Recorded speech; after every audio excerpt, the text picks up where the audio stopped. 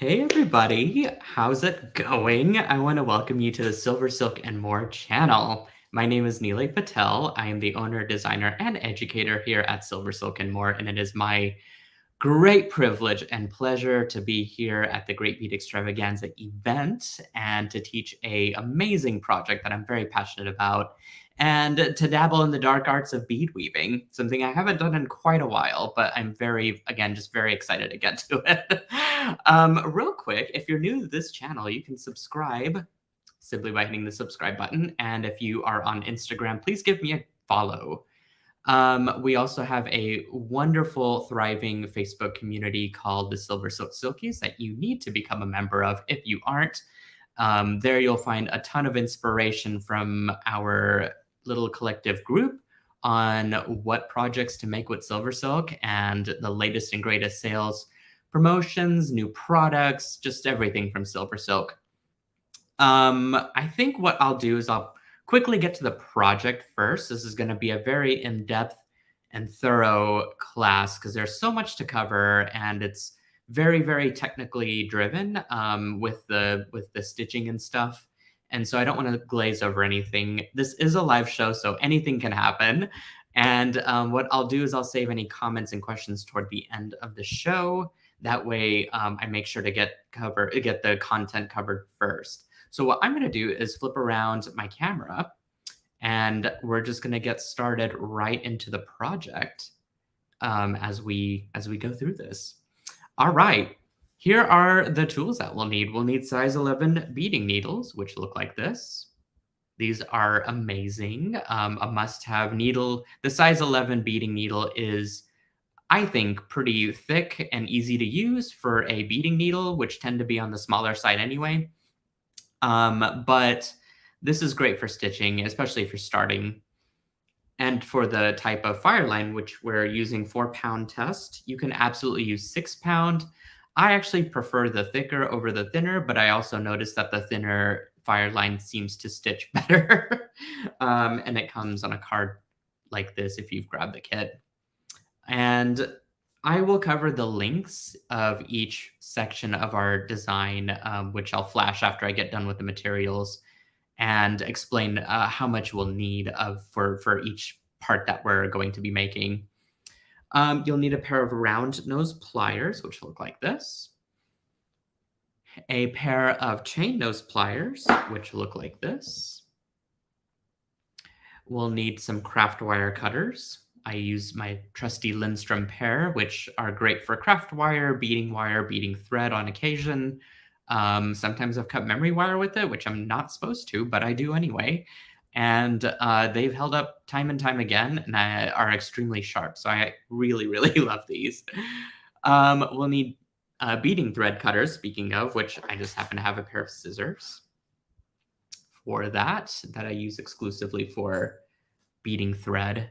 And then a beading mat, which I don't have on hand, but it is handy to have a surface to work on where the beads won't necessarily roll around. I'm going to stick with my tabletop because I think it'll work just fine. Bead stoppers, which are optional, and of course I don't have any on hand, but they're good to have if you need them, and if you don't, then that's perfectly fine too. These are my bent chain nose pliers, by the way. I just have those around all the time. And then, of course, some Locktite jewelry glue. You can use E6000, it'll work okay, but I've noticed that the Locktite is quick drying, and I really, really love how strong it is. So before I cover the necklace materials, let me explain to you what we're making. We're going to be working specifically on the necklace design. The reason for that is that this sort of sets the foundation for the other pieces of the jewelry set here. So more specifically, we're going to be covering how to make these beaded end caps first, and then followed by the centerpiece. And so the materials that you see there on the right-hand side, it's just going to cover the necklace materials, and then the rest is used for the other pieces. Again, that is if you grab the kit. So we'll cover at the end the earring configuration, as well as the bracelet configuration, which you can see that this is just really a miniature version of the necklace. So that's why I think coming to do the necklace first is a good idea. so that you get the foundation and the extra added technique of including that charm or bead there in the centerpiece. So let's cover those necklace materials right now. All right, we'll need some GemDuos. These are amazing little beads that have captured my heart. I've never really used GemDuos a lot in the past, and I had some in my stash actually that were this really bright electric lime green color. And um, I was sort of messing around and decided to stitch over some pipe chain because I didn't know what else to do with it. And of course, the color was a little bit too strong for some folks out there. So I decided to sort of develop a different pattern around some other colors that worked better. But I know for sure that working with one hole that's tiny for a size 11 seed bead is intimidating. So, trying to do two holes, it can be tricky, but trust me, I'm going to demystify a lot of this for you guys. It's quite fun and easy to stitch up. What I love about these beads is the bevel on top because it creates that sort of shield texture, and it's three-dimensional, and it's just absolutely stunning when it's put together. As you can see here, in fact, when we were typing up the descriptions, my friend and colleague Joan had, I think she mentioned this looking like a granite countertop, which I have to agree with. It looks like tile to me whenever it's all stitched together, and it's so pretty and wonderful with the dual colors. So, I couldn't just do the single color. I had to do two colors. So I found a complementary red set that I'm nuts about, and this is going to stitch up quite beautifully. Okay, so we'll have a few of those out here. I'm going to just kind of start myself with a little pile of GemDuos. And since we're going to be working on the necklace, we're going to be working on the end cap first. So what that means is we are going to start by making one of these for the necklace. And this just requires a total of 6 GemDuos per end cap. So count the stuff out before you start, because you definitely don't want to come up short with any of the GemDuos, and you want to make sure that everything is kind of organized and dispersed accordingly. So there I've set out 1 end cap, 2 end cap as such. And then I'll just kind of put the rest away for later. Okay. In total, it says you'll need 57 though, just in case you're wanting a more hard count there. A fire polish. So I found a gorgeous blue, since this theme that I'm going with is going to be a coral reef. And for each end cap, you're going to need 3 to complete. No, sorry, you'll need 6 total. 1 for each side. So I'm going to just count out 6 and have those set aside. But look at how pretty that is. It's got this great tavertine finish, so it sort of has a patina applied to it. That's what it looks like anyways. It's fully glass. It's check glass specifically, and it's just out of this world beautiful. Okay. We will need some decorative beads. So this will be for that centerpiece. I just found this in my stash, and you can kind of go as crazy or as minimal as you want to. Totally up to you. This is roughly about 1 inch in length and then kind of a ½ inch in width. And so I'm going to use that, and I'm going to use this little drop, which I've already wire wrapped with a head pin, which actually brings us to our pipe chain, and then we'll get to our findings. So for the necklace, I decided to go with a 20-inch necklace. You can make the necklace as big or as small as you want. We're going to be using this beautiful aquamarine color pipe chain. And what a color combination, right? This is not for the soft. This is going to be for the bold lady on the go. And I love pipe chain. How it's created is that 6 latch hook needles stitch a single wire into a beautiful knitted sock almost right over a silicone tubing. So the tubing provides this robust, very structural centerpiece, and the knitted wire provides something that's very intricate, gorgeous in detail. something that is machine stitched and very, very, I don't know, just luxurious looking, I think. Every stitch is precise. And I think that's just adding to the detail and elevating the look of the piece here. So that is, again, just 20 inches is what I'm working with. You guys can customize to your liking. And then we've got a head pin, which I've already used up my drop there. So here we are, a little head pin. And let's see, working down the list, we've got craft wire. So the amount of craft wire that we're going to be using for this necklace is going to be divided up within the 6 inches. So you will need 1.5 inches for as a cut, 2.5 cuts. There we go. These will be used for the end caps, so have those handy. And then you'll need a piece to make the centerpiece. So you can use up a little bit of the 6 inches to do that. You will need to make a large eye pin at the end. And by large, I mean 3 millimeters, but let me double check. So 4 millimeters.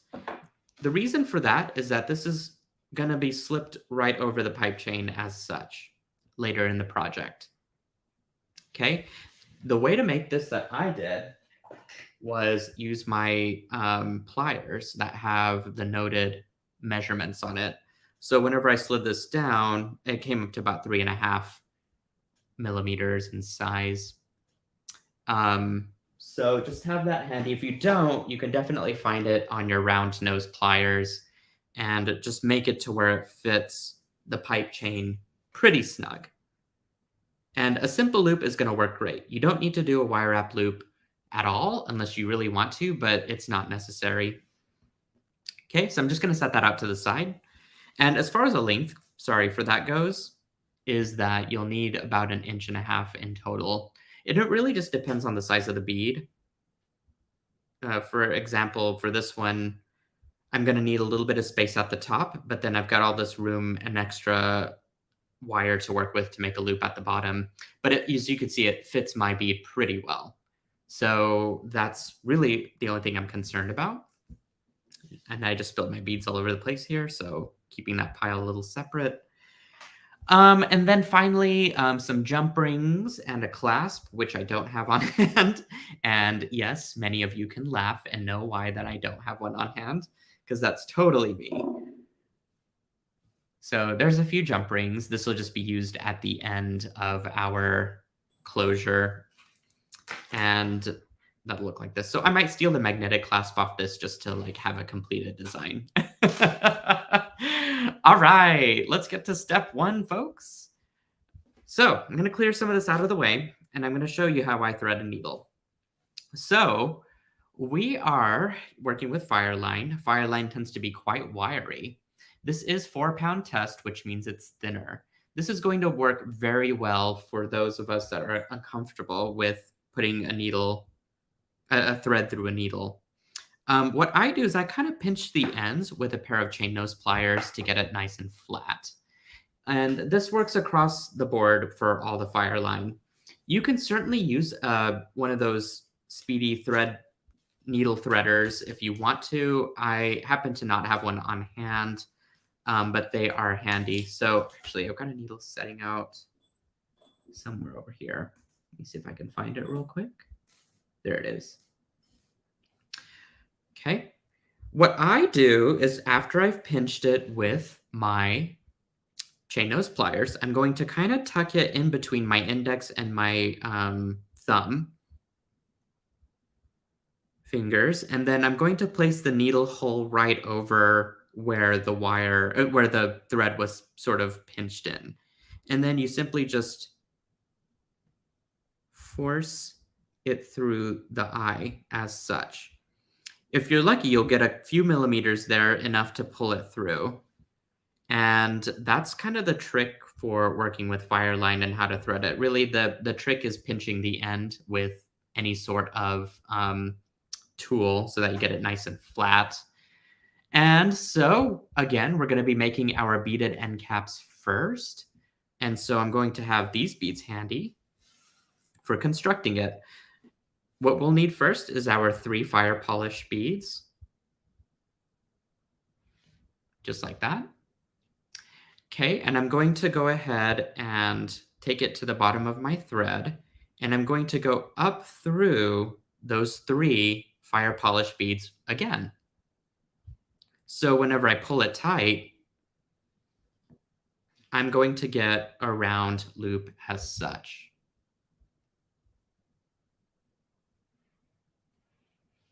All right, and I've got approximately 2.5 to 3 inches of tail. And I've got my working thread. What I would prefer to do at this point, and again, this is just because I've written the pattern, is to tie a knot.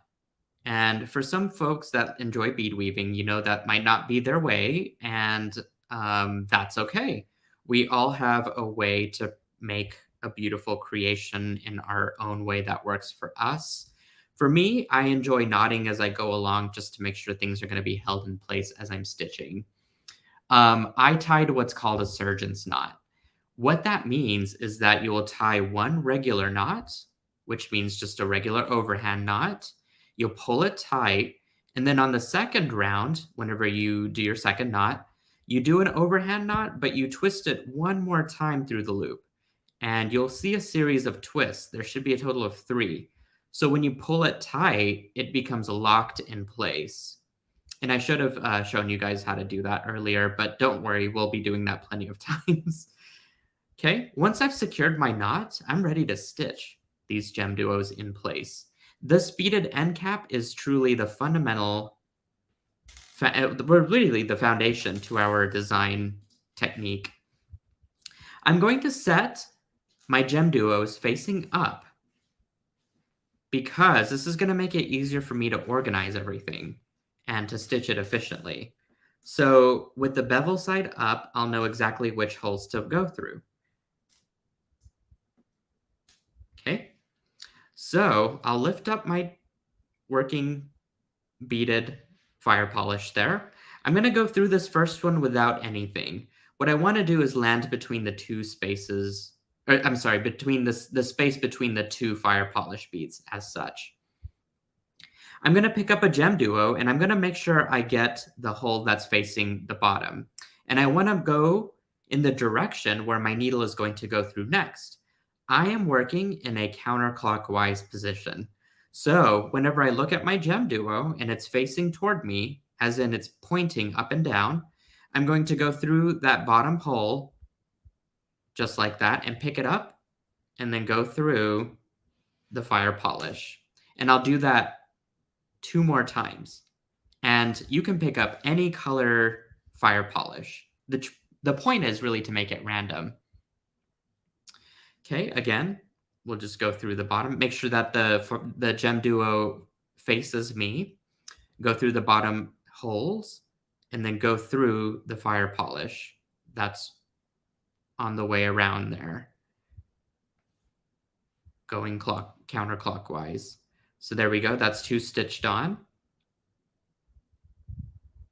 Okay, we'll go through that one more time. Here's an illustration of what I'm doing. Okay, so let's see. Whoops. Again, pointing toward me. Very good. I'm going to pick it up and go through. There we go. Now I've got all 3. Let's see if I can find that illustration. Some of my stuff's out of order here. That's okay. Basically, the idea is to get to the next hole, but I think I'm missing an illustration in between there. Number 4. That's all right. The show must go on, right? And so let's just focus on this. Now that I've got those GemDuos stitched in place, the idea is to get to the top hole set. So when I've exited the last fire polish bead, as in I can pull this out and show you that my needle was going through there, I need to get to the next level. So to do that, I'm going to skip that first hole set and go through the second one like this. And that will only happen as you complete a round, a full trio set. So now I can resume stitching. I'm going to point my GemDuo toward me, whoops, and I'm going to go through the bottom holes there, and I'm going to go through the top holes of the previous set of GemDuos. And that's really the key and the secret to this, stacking those GemDuos efficiently. Okay. Again, I'm going to point the GemDuo toward me that I want to pick up next, go through the bottom hole, and then go through that top hole set from the ones before. And I'll do this all the way around. It'll look a little wobbly at first. That's okay, as long as you've got a pretty good hold and you know where the stitching is. That's all that matters. And we can pull all of this tight at the end. So here I've reached my last GemDuo. And I'm ready to get to the next level. So what I'm going to do is go through the top holes of that first one that I've strung on, and then I'm going to just kind of casually pull it tight. And you'll notice that this is going to start stacking quite beautifully. And the last row, because this is our end cap, let me bring out an illustration here, is to put some fire polish beads on. So to do this, I'm going to first flip. We've done this. That's what we're doing to get to the next level. And now we're ready to put on our fire polish beads. So a bead is stitched in between each GemDuo.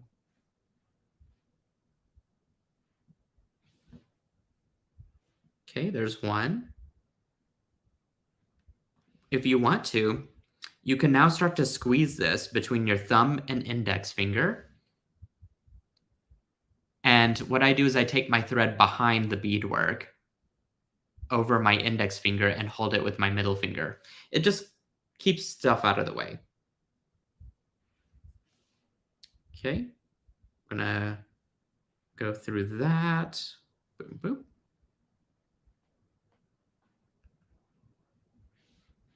And last but not least is our final one. So that is our stacked end cap. Until we put it through the pipe chain, it's going to be a little bit squishy.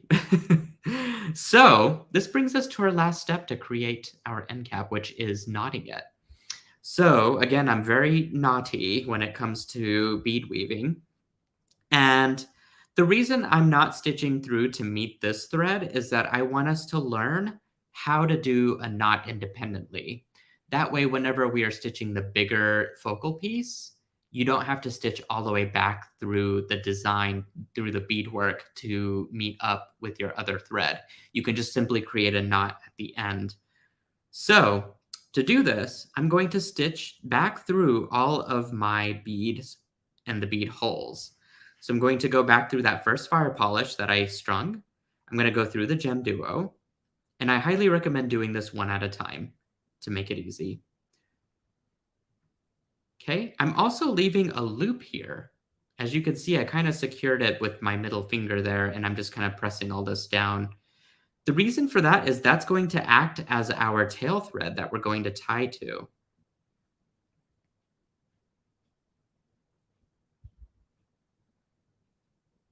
Okay, there we go. Just go ahead and meet back up with our loop there. So you should have a loop that sticks out quite a bit, and then your working thread that have now met together. And what we're going to do is basically tie all this together. So I'll just kind of fold this in half, and I'm going to create an overhand knot. Now remember, this is one loop through. Give it a good tug.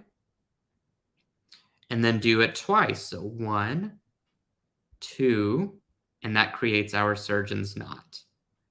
Okay, once I've done that, this thing is not going anywhere. So I can simply start to tuck all of my thread end pieces here. So what I do is I just kind of stitch back through the beadwork. And you can go as much or as little as you want to. I recommend at least 3 to 4 beads. You can even kind of sew back through some of this stuff if you want to. Just depends on how much you want to do it. But it should hide in there pretty well. And if anything, you can always stuff it in there with the pipe chain and it's going to hide itself, right? So once I've done that, I can clip that right off. I recommend doing this, again, just one at a time. Keep it nice and simple and easy.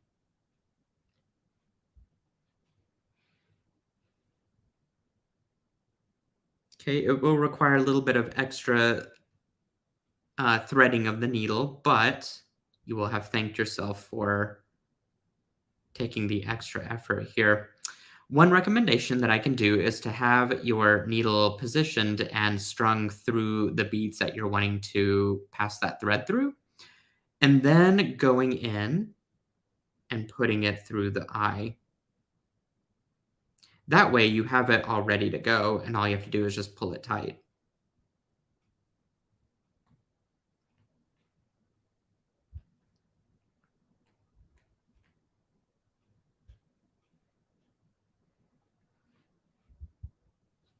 Okay. Once I've done that, I can again just go back in and trim it.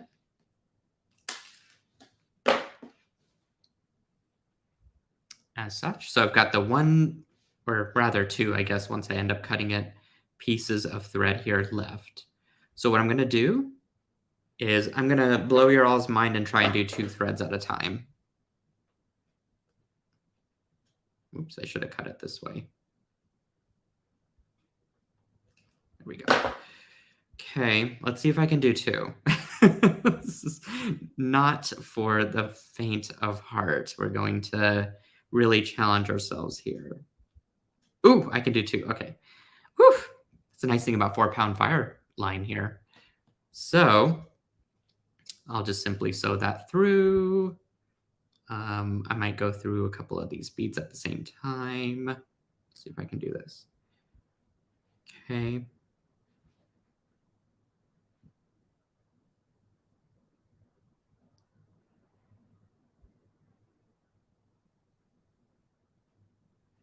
There we go. Sew it right through. Okay, and then just simply trim it off. I know that's a lot of thread sorting that you got to do, but again, for the love of the project, here I've made a matching end cap. This is going to be the way to go to really get a slick design down. So I've made a second end cap there, and I've got some beads set out to do another end cap. But thanks to TV magic, I've already made one. Now, the thing with this is that you got to make a bunch of end caps, right? Because, there we go. That's me nodding it, which I've already done for you guys. You got to make a bunch of end caps because that's what the pattern calls for, especially if you're making all 3 sets. For the necklace, you just need 2. So I'm going to set those aside, and I'm going to show you guys how to start the centerpiece of the necklace. And if you're confused on the end cap, you can definitely go back and replay and watch the illustrations again. But essentially, this is what we've made. And this is what we're going to do next, because these ends work a little bit differently. Okay, so I'm going to grab some more fire polish and have those out. You could certainly dump all of this into some bead trays here if you want to, just to make it easy. And again, just counting it out ahead of time is always helpful. For the necklace itself, there are, again, 57 involved, which if you subtract 12 from that, I can't do quick math, but it's a lot. So I'm just going to dump some out here. I'm going to go with it. There we go. All right, for the fire line, to make the centerpiece, I am just going to give myself a good full yard to work with. Probably a yard and a half, actually, to be on the safe side. The centerpiece takes quite a bit to work with. So, and you want to find a length of fire line that you're comfortable with working and not tangling it up. For me, a yard and a half is sort of the maximum. The 2 yards, just count me out of that because that's going to definitely cause some issues and some imbalance in my in my stitching. So again, threading it through the needle. I'm going to pull it all the way down, give myself a pretty good tail, and I am ready to start stitching. Now the thing with this is I want my pipe chain to be handy because we're going to start to stitch onto it. And this is really where you'll need your bead stopper if you've got one. You know what? I can grab one because I just saw my box here. So I'm going to do that. There we go. It's nothing like working on the fly here. I've got some bead stoppers. Check that out. Okay. You guys, we got this. We got this under control. All right. I'm going to save myself about yay much of fire line. This is probably 5 inches, let's say. And I'm going to apply a bead stopper here at the end, as the illustration looks like. And I'm going to start with the 3 fire polish beads. Remember from the end cap before, the only difference is that we're not going to pull it tight on itself. We're going to start to stitch around the pipe chain. So in a way, it's a little bit of a technique builder. So go ahead and string on 3 fire polish beads. By the way, just look at that polish. So pretty. I love that subtle patina in these. All right, I'm going to grab my pipe chain and I'm going to go up through my beads again, just like we did with the end cap. What you'll notice that it'll start doing is that it's going to start wrapping around the pipe chain, and that's exactly what we want it to do. It might look a little wonky at first, and that's perfectly okay. And you want to be somewhere toward the middle.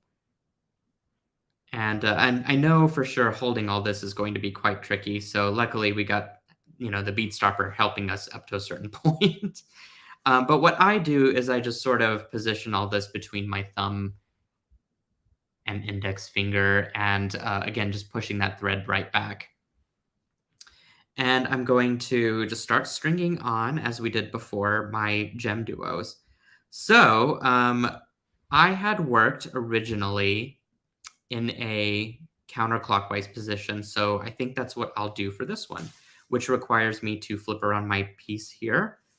But if that's what I'm used to for the end cap, then that's the direction that I want to go. So I have positioned my beadwork to make sure that it's going to stitch counterclockwise. And I'm going to start picking up my GemDuos as such. So point them toward me, whichever ones that, and this is intended to be a random project. So just, you can do random colors here.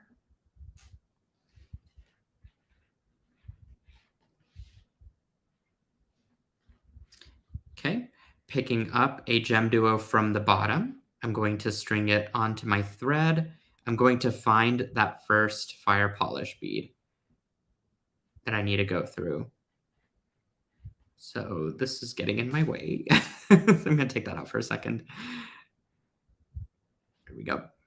And let's see, find that first fire polish. There it is. Okay, I'm going to go through that and string that right on. After getting this first row completed, you'll be just excited to know how easy this gets to stitch. So then I'm going to flip it around, start stringing on some more GemDuos. Here we go. Do that.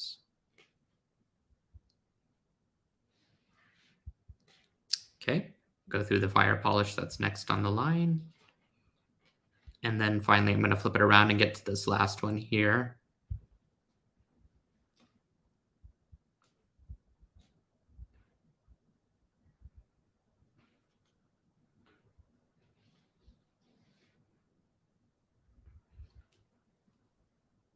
There we go. And now I've got all of my GemDuos and my fire polish stitched around as such. Remember how to get to that next level?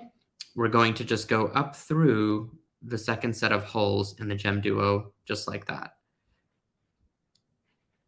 All right. And now I'm going to string on my next row simply the same way. I'm going to string on GemDuo, go through the top hole,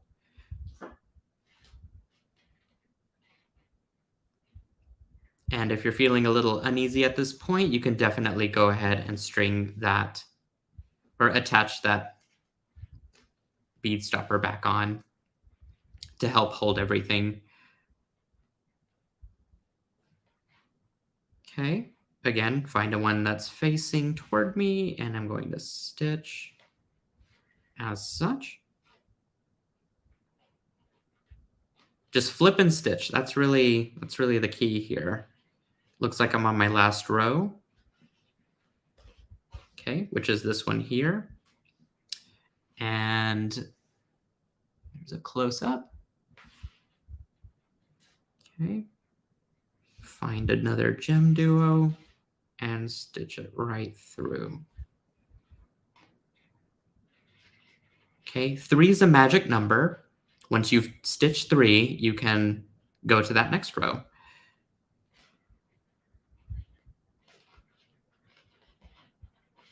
Okay, there we go. You'll notice that it starts to become fixed and not spinning as easily, which is good because that means it's gripping onto the pipe chain. And that's kind of the cool idea of the knitted technology, is that whatever's being stitched around it, on top of it, through it, it really holds in place very nicely. So the idea now is to stitch a total of 7 rows. We've done 2, we're on our 3rd one. And try and be as random as possible with our GemDuos. There we go.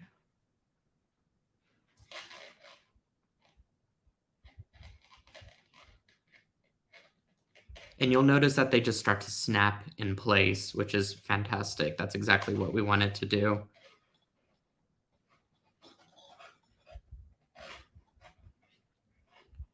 Okay. I can sort of minimally spin this as I'm working with it.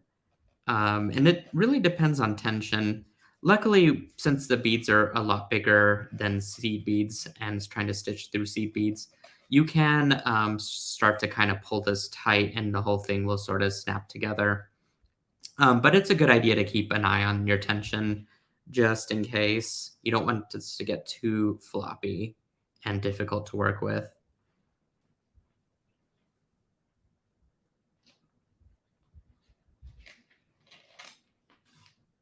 Okay, there we go.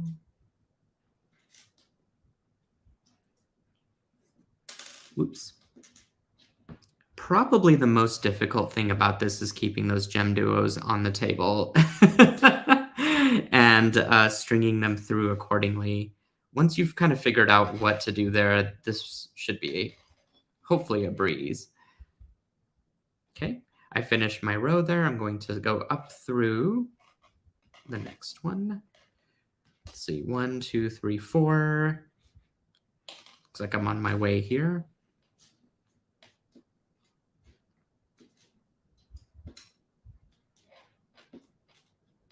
Okay, and you could set out 3 GemDuos at a time if that makes it easier to count. That way you don't overstitch anything. Because really to go all the way around, you just need 3 GemDuos in total.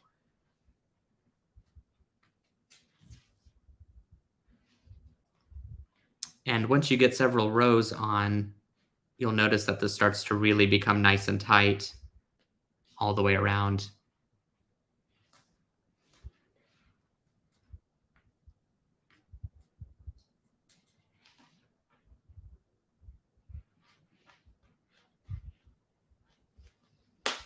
All right, there we go. Okay, we're ready to advance to that next level. So there we go.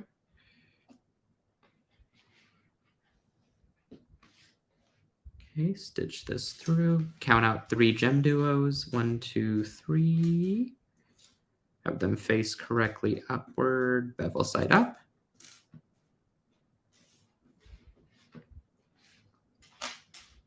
Oops, of course I would have dropped it. Okay, let's try that again.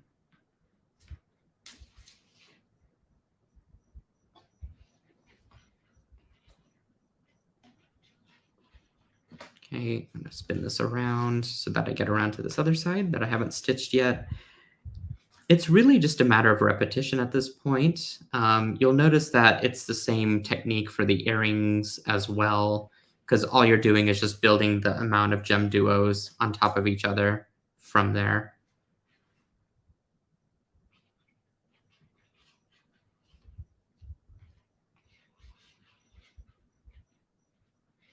Okay. To the next level. I feel like I'm reaching 7. 1, 2, 3, 4, 5, 6. So we've got one more row before we can do the next step here. Okay, we'll count out 1, 2, and 3.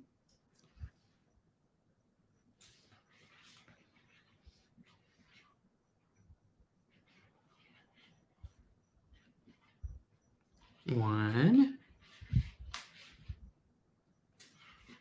two,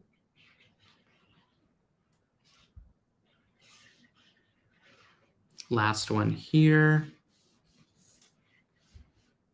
3.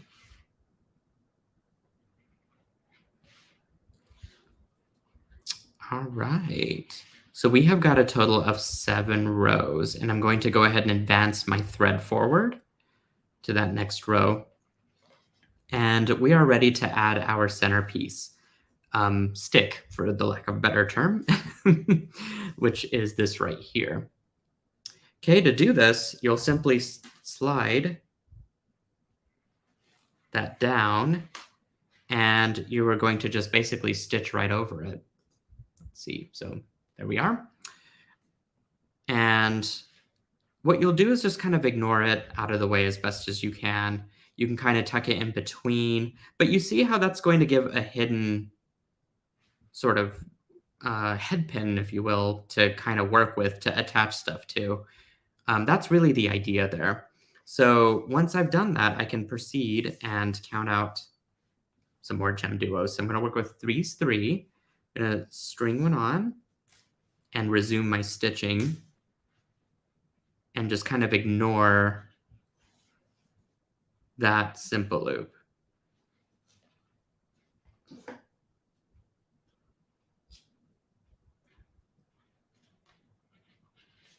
Okay, there's one. And we'll string another one. Here's number 2. Neela, can you move up some? People were saying sometimes you end up off camera. Oh, sorry. Thank you, Joan. Your comments are being heard, friends.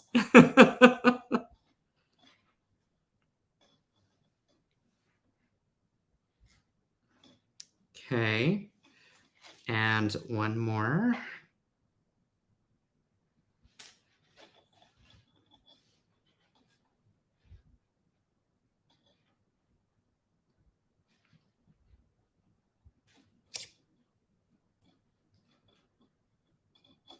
There we go. So I'm ready to go on to that next level. You could see that I'm really just ignoring my little stick there, the wire, and just doing my best to stitch around it. Now, luckily, you don't have to do this for the bracelet. It will not be required for the bracelet. This is really just for the necklace.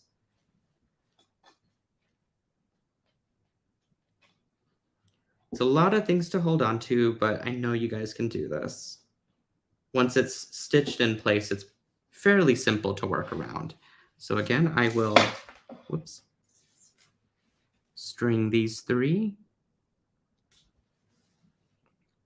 1.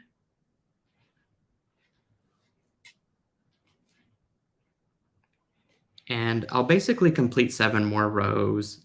That way I'll have an even number here, but I can definitely count and make sure that I do.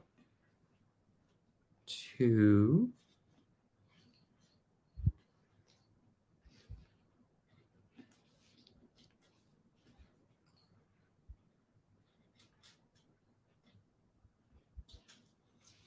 3,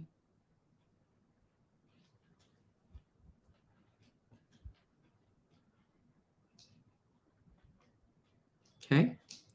And I'm just gonna move on to the next level here. As such, it's pretty repetitive at this point. As you can see, the only real difference again is that we've just added a little stem to our centerpiece there. But man, isn't that a gorgeous color combination? I didn't intentionally mean to put 3 of my GemDuo colors in a row there, but I'll make sure to kind of skip that the next time. That way we have something different going there. Okay.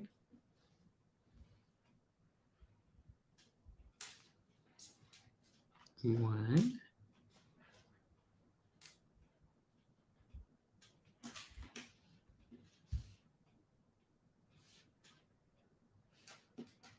2, and last but not least is 3.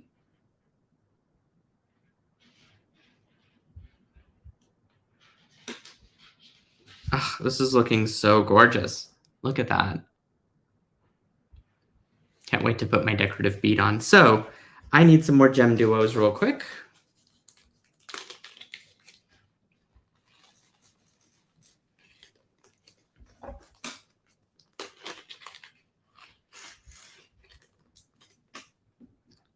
And we will proceed by going to the next row. So I'll just simply go through the top holes of my GemDuo.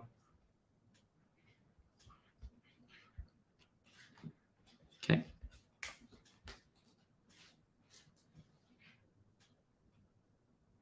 Actually, let's see. Do this one.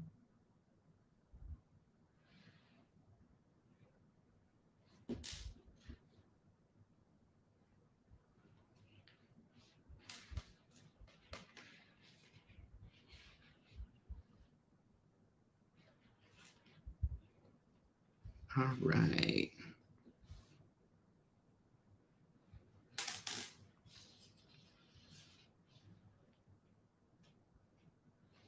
Two and whoops, 3.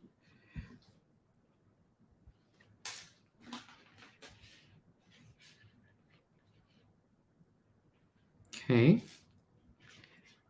I probably should count how many rows I need to make here. So I've got 3 at the bottom here. That is where my little pin is exiting from. So I'll probably want to just balance it out on the other side, which may end up changing the count of my GemDuos, but that's okay because I really just want this to be as symmetrical as possible. So it looks like I'll need to do maybe a couple more rows, and that should put me where I need to be. So let's do that. All right, go up through here.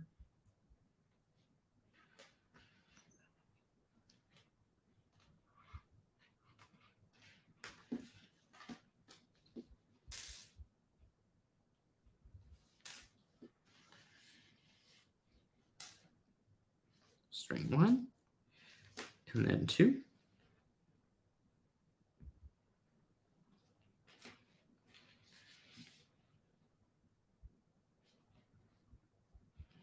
And then my third one here. Here we go.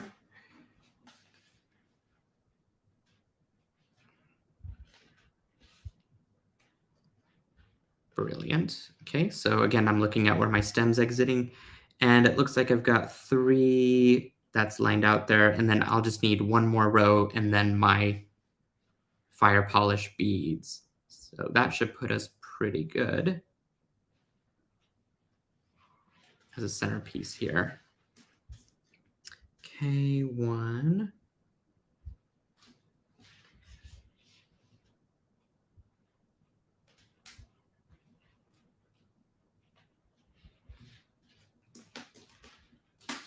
Then 2.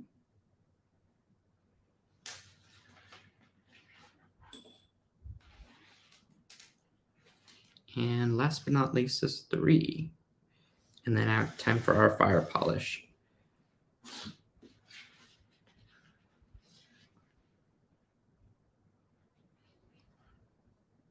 Perfect.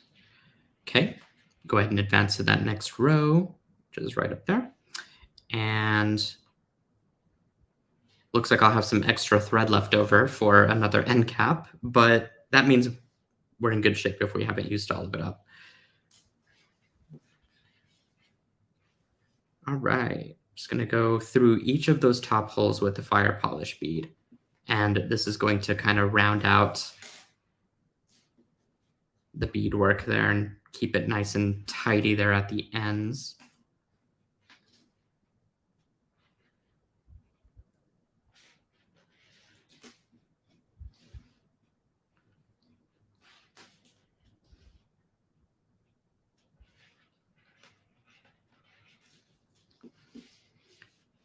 Cool, cool. So does anyone remember how we finished out our end cap? We're going to pretty much do the same thing here. We're going to create a loop simply by going back through all of our beadwork there and the holes at the top. But we're going to leave a little loop so that we can tie our thread to itself. You know, and then the other alternative is to, of course, not do that and stitch back through the work to meet your thread here in the beginning, and then you could just tie it all together. That is totally your preference, whatever you want to do, whatever you're most comfortable with. For me, I am just comfortable with making individual knots everywhere, but that might not be everyone's cup of tea, and that's perfectly okay. 1, and then 1, 2, and give it a good tug. Nice thing about Fireline is that because it's kind of a grittier thread, it's going to hold pretty well with the knots. Since it's got that texture to it, that's almost wire-like. Okay, I'm going to trim those ends off. That, my trusty cutters that I use for everything. And then, yeah, you can kind of just tuck all this stuff back in.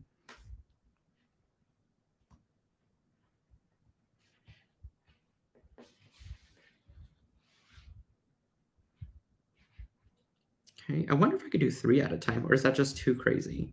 That might be too crazy. We'll do 2. Just 2 at a time.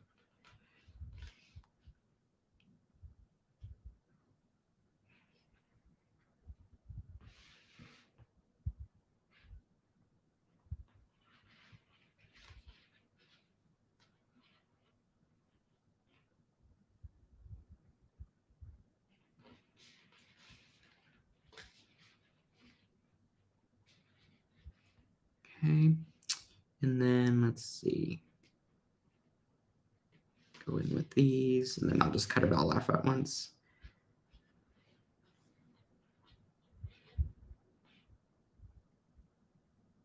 There we go. I don't know when I started being able to just be that comfortable with thread, though. Like, it's always been... I started off doing bead weaving before even bead stringing.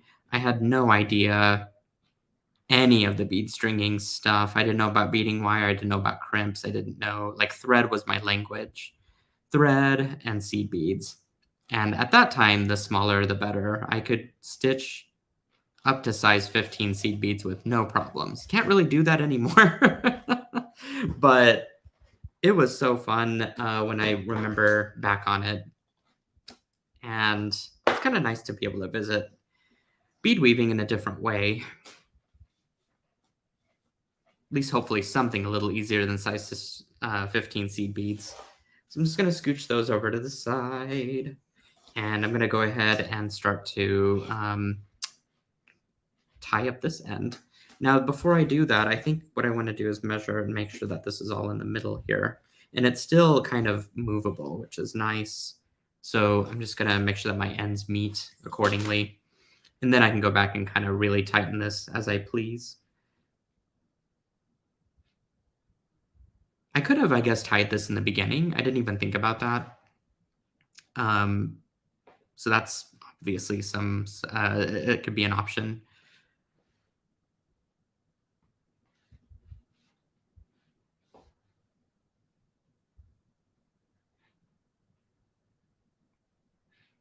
Okay, let's see if I can get this to actually go through the needle first. Here we go.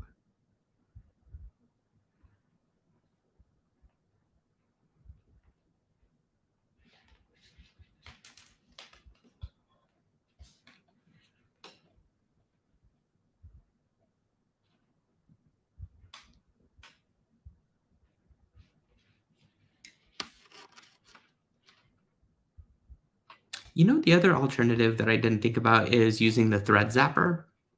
And I don't think I've actually got one, but I've seen the thread zapper at work, and it seems like a handy tool to have, especially for the knot tires out there.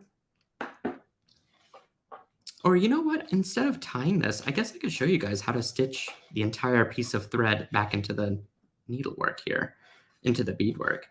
That might be a good excuse to just at least show you guys another way to complete this. What I recommend doing is having at least about 5 inches of thread and then circling back through the beadwork a couple times and then going in and stitching through the GemDuos and just going about an inch or an inch and a half into your beadwork should be sufficient enough. The thing with this is that it's not supporting weight. And because it's not supporting weight, the tension is not on it to unravel. And the heavy lifting, the SilverSilk is doing the heavy lifting here. So you don't really have to worry about it coming apart. And especially if you've gone that in detail with the beadwork, through the beadwork, then you should be pretty golden. So there we go. I did one with tying knots and did one without. How's that for mixed media? All right. At least I had some justification around it, right? So we have got our little stem all stitched up, you guys. So there's that, ending that. All right. So before we get around to completing this design, let's go ahead and stitch up our ends here. Excuse me, finish up our ends here. Do you remember those pieces that I mentioned earlier, the 1.5 inch pieces of wire? Well, now's your time to use them. We're going to be creating a simple loop here at one end. Okay, I'm just going to have it flush inside of my chain nose pliers. I'm just going a little bit in, maybe about 3 millimeters into the pliers. The further you go in, the bigger the loop becomes. And I'm just going to start to turn it, grip and turn until I get a nice round loop as such. And I'm going to swap with my chain nose pliers, and I'm going to go in, grab the neck and pinch it back so that I've got a central symmetrical loop here. And after I've done that, I want to close that little gap that's there. That's going to bother me. Okay, there we go. After I've done that, I can grab my end cap and I'm just going to string the top right through. The top of the end cap is the one that has the closest, most closed fire polish beads. You see how open they are there? Well, choose the one that's really compressed and then go through that. And then what I'm going to do, grab my Locktite, and here's the step that we're on. And we're going to apply a little bit of glue here at the stem of my wire. And I'm going to grab my pipe chain and I'm going to string that right through, right over, and then make sure that my end cap is right over the pipe chain like that. And that's what creates the end. That's the magic. Isn't that just crazy? What's nice about the pipe chain is indeed that little hole that runs through it. So now I've got this really clean tapered finish that, well, not maybe tapered, but it's a clean finish. And so you'll just do that with the other side. Grab my chain nose pliers, grab my other stick that I had with the wire, create a loop. Okay, break the neck just a little bit. metaphorically. And I'm going to pinch that in. It's going to bother me. There we go. And grab my other end cap that I made earlier through TV Magic. Grab, whoops, my glue is already out. Just kidding. Don't need to take the lid off. Apply some glue. Stick it through the tubing, and boom. Give it maybe about 30 minutes to dry. It doesn't take much to dry, actually, but you're ready to stick on the jump rings and clasp, should you have one on hand, unlike me. And then at the bottom here, we're ready for our decorative beads. So I'm just going to string on my sparkly crystal there. I'm going to make a simple loop here at the end. I'm going to trim this back just a little bit. Grab my round nose pliers. Start to roll until the end meets. I've got a little bit of a gap there, and it's just enough to bother me, so I think I'm going to trim a little bit of my loop off, go back in with my pliers, and continue rounding until I get to a point where I can't. Then I'm going to grab my chain nose pliers and bend that stem back so that the loop is nice and central. I'm going to open up that loop simply by just folding the seam upward, grabbing my little decorative bead, my little bauble, and simply pressing this back down. So there we go. We got a little magic bauble. We got a little crystal action. We've got some stitched GemDuos, which look quite smart and handsome, if I do say so myself. There we go. Yeah, there we are. It's not laying flat on the table, so I'm doing my best here. And we've got our ends that are all now capped off. So if we had to choose which step we're on, we have surpassed this. This is where we would add our clasp. And you know what? Just for the sake of this video, why don't I do this? Let me grab through TV Magic the other end caps here and remove the clasp and then show you guys what that looks like. Ooh, if I had a nickel for every time I didn't have a clasp, I wonder how much side pocket money will I have made at this point? My customer and friend Emily Prine can definitely attest to me not having a clasp on hand. There's an ongoing joke, and yet we have still not walked away from it. There we are. There's our magic clasp. It's magnetic. And let's see. We got our centerpiece all worked out. I can't wait to see what you guys pick for your centerpiece. Now, let's talk about real quick the other configurations, because the earrings are their own separate project. And it's made exactly the same way as I just showed you. There is one difference in that whenever you cut your pipe chain, you'll want to make sure that you cut roughly about 2 inches, let's just say. And instead of cutting a stick of wire as we did earlier, what you're going to do is just string on an entire 3 to 4 inch piece and work from that.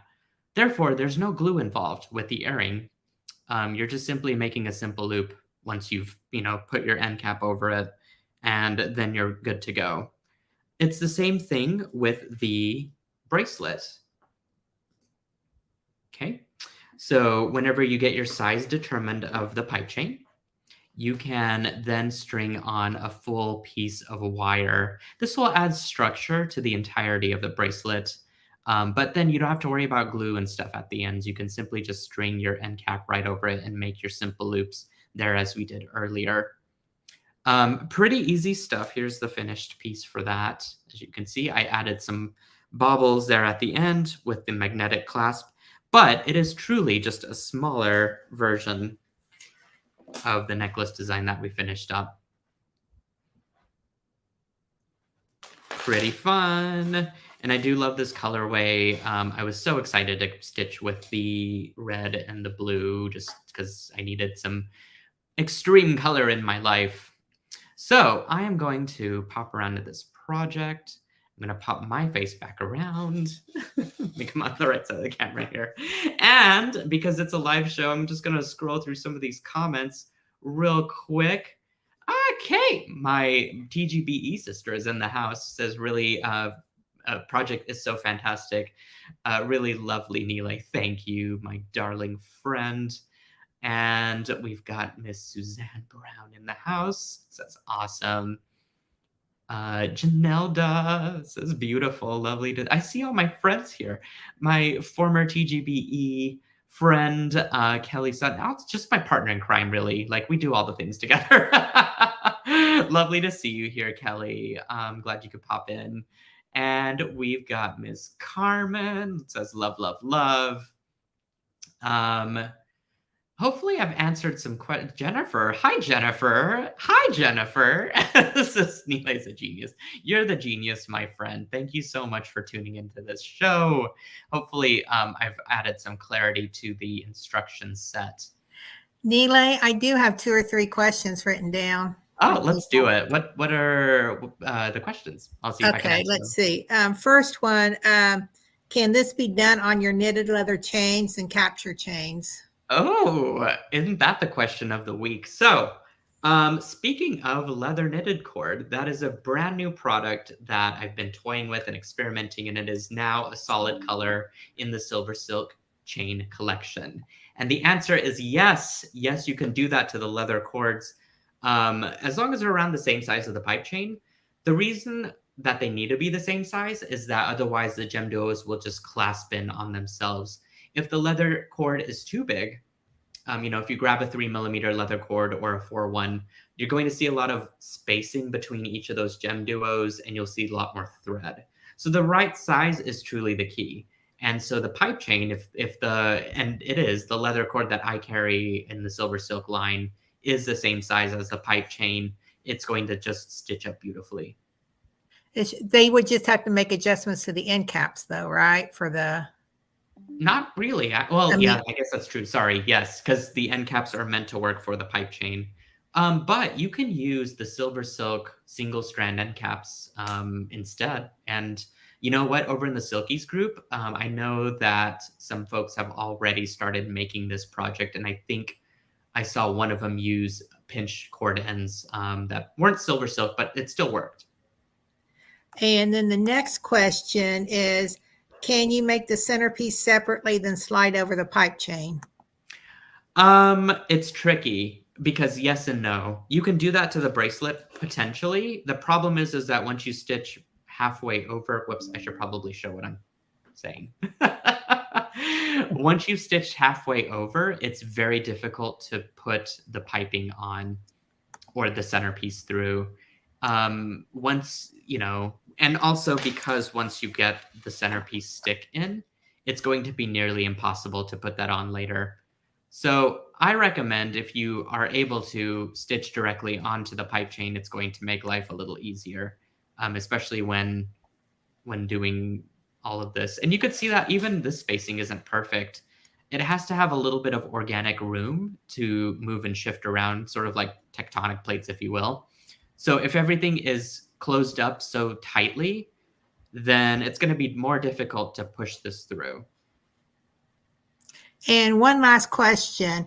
If you're working on the centerpiece and you run out of thread, how do you add more thread? Ooh, that's a good question. The answer is just cut enough thread. No, I'm just kidding. Joan's laughing in the background.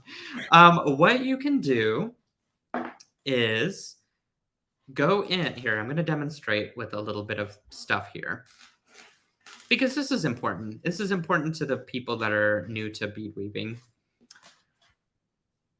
I'm going to thread on a needle and show you how I would do it. And then we can take a little break, and we have a Ask Me Anything over on the Great Bead Extravaganza page. All right, so let's say that our thread exits here.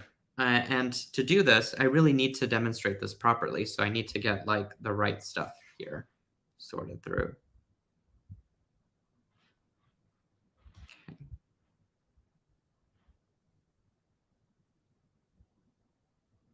well, let's just say I've got a little piece of thread that sticks out here, and I'm wanting to add more GemDuos onto this side. What I'm going to do is I'm going to leave my thread kind of out there. I'm going to use a bead stopper here in a minute, but what I'll do is I'll start myself with a new piece of thread right next to where I'm about to stitch onto. I will secure a row if I have the availability, and if I don't, then I will just come up through whatever I can. And what I would do in this situation is I would use a bead stopper to stop my working thread. And now I've got my extra piece of thread here that I'm wanting to add on to, right? So what you can do is tie these together. That way you kind of have a seamless piece of thread that you're about to work with. Hopefully that kind of covers what I would do in this situation. And again, this is one of those things that's just nice to tie off and tuck back in later. And you don't even have to tuck it in. In fact, you can kind of just butt it up against the pipe chain and stitch right over it, and it's pretty much tucked in anyway. But you can then create a square knot like usual, and then just ignore it out of the way and then continue your stitch work after taking the bead stopper back off. Does that make sense? Hopefully, for the folks that are asking about that. I know that's a little extra lesson there, but I will say if you work with 1.5 yards of thread, you should be pretty golden.